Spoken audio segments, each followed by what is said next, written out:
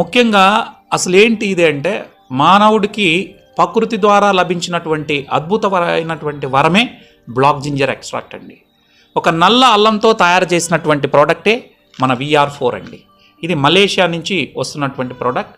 ఈ ప్రోడక్ట్ ద్వారా శరీరానికి ఎటువంటి మేలు చేస్తుందనే విషయాన్ని మనం చర్చిద్దాం. V అంటే వోల్టన్ అనండి అర్థం. R4 అంటే removes, reduce, recharge and regenerate. అంటే 4 విధాలుగా ఇది పనిచేస్తుంది.